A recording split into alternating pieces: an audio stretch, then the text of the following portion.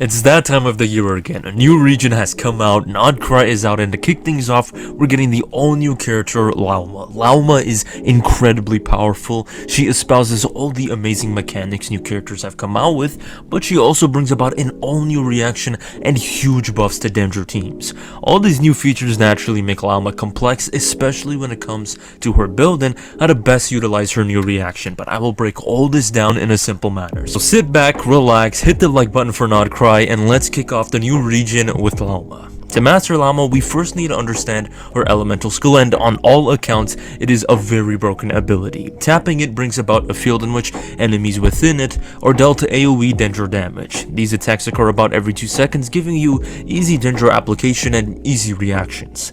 But in similar fashion to recent characters, this skill does more than just damage, placing Lauma in a very good place in the meta and making her a must-pull for any Dendro player. Targets within the field are dealt a debuff, cutting their Dendro and Hydro Res by 25%, a major shred that's incredibly beneficial, as to trigger the best of Dendro's reactions you need Hydro and Dendro, so these two central elements will enjoy a major boost in damage. This shred will also hyper buff the new reaction Lauma brings to the table, Lunar Bloom. Lunar Bloom is another one of the big ways that Lauma buffs Dendro, but not in the way you probably think. When Lauma's abilities attack, you will see Lunar Bloom occur, but when these Dendro cores explode, only normal Bloom damage will occur.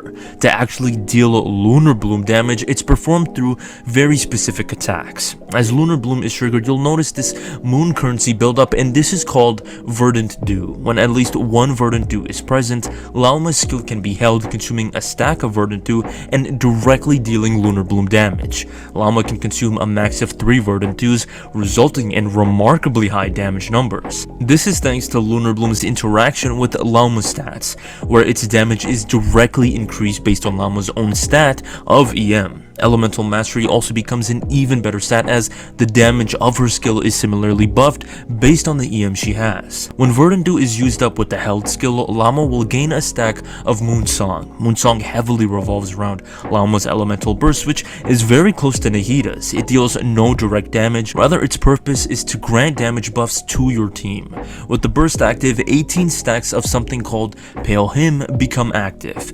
Pale Hymn is immensely useful. Based on her elemental mastery, all Bloom reactions in the game are strengthened, so Bloom, Hyper Bloom, Burgeon, as well as Lunar Bloom are all buffed. When an opponent takes damage from one Bloom buffed through her burst, say it's one singular Hyper Bloom, one stack of Pale Hymn is used. As such, 18 Blooms are buffed in this manner, but let's be honest, 18 isn't all that much. This is where Moonsong plays in.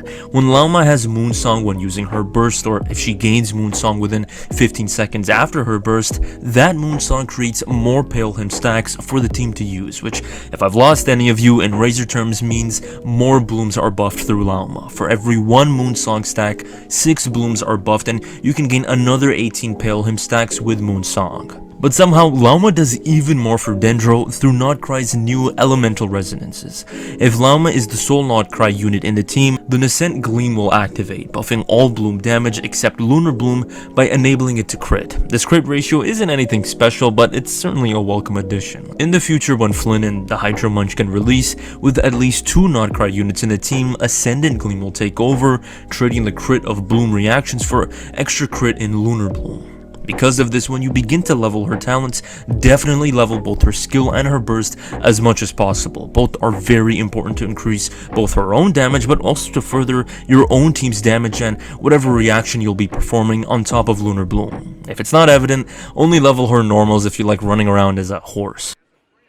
Now that you understand her kit, which admittedly was a bit complex with all its stacks and so on, let's go over another complex side of Lauma, her artifacts. Here, it'd be great if I could just say to use one particular set and call it a day, but actually there's so many great options for her to use, with certain sets out-damaging others, depending on how you'll play Lauma. First up, if Lauma is the only Dendro character in your team, or if no one else is using it, give her 4 Deepwood Memories. Yes, 4 Deepwood is an old set, but its reduction to Dendro resistance is just too good to give up.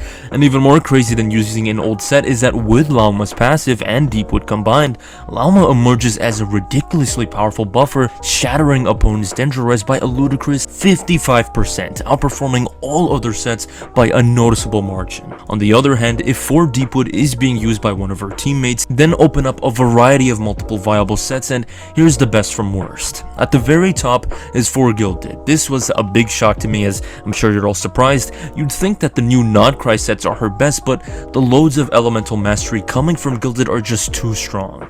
If so, I'll hate them as taking all your Gilded Dream artifacts as he has for me. Very close behind it is the new support set, Silken Moon Serenade, which, I don't know about you, I really like this name. Despite coming out as a very close second, it is technically stronger than Gilded, as with the future, more Krai characters will come out, maxing out the set's bonuses and thereby buffing her team significantly, namely through the EM increase, but especially the buff to lunar reaction damage. It's for this reason that this will likely become Lauma's best-in-class set. 2 EM sets are the next best artifacts. As you begin to grind the new domain and say you get unlucky, you can still totally use the new DPS set. Albeit it doesn't synergize nor rank fairly well with Lauma's top choices. It's decent to use until you get something better, but to make the most out of it, Lauma will need to be on field more. For those new to the game and wanting artifacts for Lauma, you can use any mix and match of 2-piece Berserker for crit rate, 2 Scholar for energy, 2 or 4-piece Braveheart for attack and increased damage, or 2 and 4-piece Instructor for EM. As you can see, Lauma has quite the variety of artifacts to use, and for better or for worse, this variety extends to Lauma's main stats. For the Sands, generally, Elemental Mastery is the best. However, while EM is certainly king, Lauma is prone to energy issues, severing her effectiveness considerably. Thus, an Energy Sands is also usable if you're really struggling with energy and just can't seem to get enough energy recharge in substats. Next up, equip EM for the Goblet. Last but not least, the Circlet. Here you have 2 options. One of course is Elemental Mastery, but also is Crit. This may come off as a shock, but Crit is actually very much viable. Thus you'll need to choose between the two, but thankfully the difference between Crit and EM is essentially 0. Simply use whatever you prefer, or whichever of the 2 circlets have better substats. Speaking of substats, aim to get EM, Energy Recharge, both crits and attack on all your artifacts. With her artifacts in order, it's time to perfect your build with the right weapon choices, but before we go over them, I'd immensely appreciate it if you could quickly like the video and possibly subscribe. This means a lot and really helps me out. Anyways, back to my testing. I gotta say the results of my testing really surprised me, but thankfully for all the right reasons. If you for some reason haven't yet fallen for Flynn, there's no better weapon than Lauma's signature. Aside from being a very pretty catalyst, it'll give you so much EM you won't know what to do with it, maxing out at a huge 385 EM with its passive, all while directly buffing the bloom you'll deal. This is by far the best weapon with regard to Lauma's own damage and reaction damage. But second to the Nightweaver are any 5-star catalysts wielding EM, like Seed Lollies, Mizukis, and even Nahidas. If you've got these lying around, these are amazing choices, which are mentioned in terms of strength. If you'll be keeping these catalysts to their owners, you can then slap on whatever 5-star catalyst you have. Crit catalysts are usable and will certainly raise her DPS, but they don't cater to Lauma's true needs. It's for this reason that thankfully, there's no portable aerodynamic gelatinous bubble generator pointed to our heads, stopping us from getting high damage unless we get 5 stars. The new Krai catalysts beat out these crit 5 stars and rank as very strong weapons for Lauma. The absolute best 4-star weapon is the new event weapon, the Aetherlight Spindalute. The only downside to the Aetherlight is its odd name. Other than this, it is the perfect weapon for Lauma, granting high EM through its passive, in addition to solving or at least massively decreasing Lauma's energy issues. It works with all of Lauma's strengths and weaknesses. I cannot recommend this catalyst enough. For all of you watching, if you'll be using a 4-star catalyst, absolutely use this one. In the meantime, as we're grinding for the Aetherlight, the new Krai Black Marrow Lantern is also a great choice. Given its passive, it outperforms the Aetherlight very slightly in terms of damage, but in the grand scheme of things, it falls to the Aetherlight, as what good is a few extra percentages of damage for much less energy regeneration? Actually, I'll tell you one good thing. Nothing. Moving on, there's also the Sacrificial Fragments, Mappa Mare, or Wandering Evenstar. If you like these also, the Magic Guide is your best bet until you get something better. Now let's talk about Lauma's Constellations. I don't know about you, I'm trying to get Flynn, but if you're going all in on Lauma, her Constellations are thankfully really good. A deceptively strong one is Constellation 1. At face value, it doesn't seem great. You get healing when Lunar Bloom is triggered. Sure, the healing will be good since it's based on her EM, but it's not a damage increase.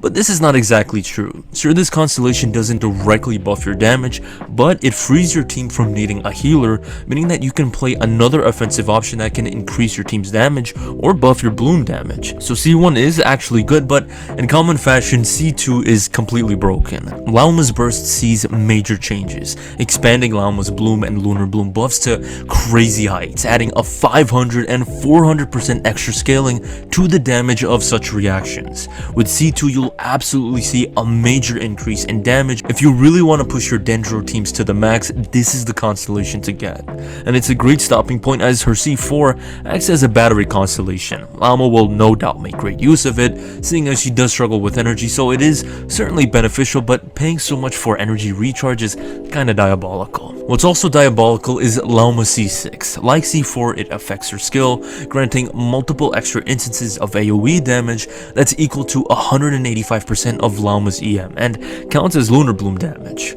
C6 also grants more stacks of Pale Him and massively buffs her normals with Pale Him stacks. All of this will raise Lauma's DPS through the roof and allow for her to be Genshin's new best Dendro DPS. That of course requires C6. But jokes aside, Lauma is more than effective at C0, and you'll see this with all her best teams, like Lunar Bloom. To be quite honest, I almost forgot Nilu existed, since I've literally not heard of her since Sumeru, but thankfully, this is no longer the case. Of all the attacks Nilu and her team will perform, they'll all deal far higher damage than before, but most importantly, Nilu's blooms will be exceptionally powerful. I wanna say Nilu's core will deal twice as much damage, or at least damage that's very close to double, taking into account Lauma's Dendro Shred and all the various buffs Lauma gives directly to Bloom. In addition to making them crit, Nilu's pull value will skyrocket and she will become an absolute powerhouse. Another character that will dramatically rise in the meta is Alhaitham. Though you won't see it today, Alhaitham Hyper Bloom is still strong and certainly viable, but replacing Nahida with Lauma will make it an unbeatable team. Lauma's buffs perfectly cater to Hyper Bloom, making Alhaitham and Yelan really shine. And better yet, in this team, Lunar Bloom damage will become even more stronger, given that Lunar reaction scale off of crit, which Alhaitham absolutely wants built into his kit. So once more, thanks to Lauma, we're gonna be seeing Genshin on easy mode with Alhaitham Hyper Bloom. All of this is totally bringing back 3.0 nostalgia, which I don't know about you, let me know in the comments, I'm all personally for. Well everyone, this is my Lauma guide. If you enjoyed it, please consider liking and subscribing, and be sure to ask me any questions you have on her. Thanks for watching.